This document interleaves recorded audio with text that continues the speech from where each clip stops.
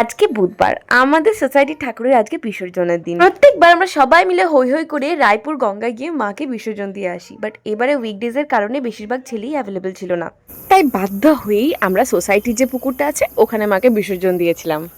আগের বারে না উইকেন্ড ছিল, তো সেই দিনে আমরা সবাই মিলে সুন্দর করে শাড়ি পরে রেডি হয়েছিলাম, বাট এবারে আমার ফিরতে এত দেরি হয়ে গেছিল যে আমার আর শাড়ি পরা হয়ে উঠলো না। যেটা পরেছিলাম সেটা পরেই চলে গেলাম, কিন্তু মায়ের বিসর্জন আমি দেখতে পাবো এটাই ভাবতে পারিনি। শাড়ি পরা তো অনেক পরের ব্যাপার। পুজোর আগে এত পরিমাণ বৃষ্টি হয়েছে, আমাদের সোসাইটির যে পুকুরটা আছে সেটা ভেসে প্রায় অর্ধেক বাড়ি ডুবিয়ে দিয়েছে। তাই অতি সাবধানে পা চিপে চিপে আমাদের যে কজন ছেলে ছিল, সঙ্গে সিকিউরিটি গার্ড, সবাই মিলে মাকে বিসর্জন দিয়েছিল, সাথে শান্তির জলও তুলেছিলাম। আর বিসর্জনের পরে মিষ্টি মুখ তো করতেই হবে। আমি আর মিষ্টি মুখ করিনি, কারণ দুপুরে এত হেভি খাওয়া হয়ে গেছে। মিষ্টি দুটো নিয়ে সোজা বাড়ি চলে এসেছিলাম। বাড়িতে এসে নদীকে একটা আর বাবাকে একটা দিয়েছিলাম। তো এবারের মতো পুজো শেষ, কারণ জগদ্ধাত্রী পুজো আছে ঠিকই, বাট ওটাতে আমরা অত হই হুল্লোড় করি না, কারণ চন্দননগর আমাদের বাড়ি না। তো কি মাকে বিদায় জানালাম, আসছে বছর আবার হবে। মায়ের কৃপায় যেন সবাই ভালো থাকে, পরের বারে যেন এর থেকেও বেশি আনন্দের মধ্যে থেকে কালী পুজোটা সেলিব্রেট করতে পারি।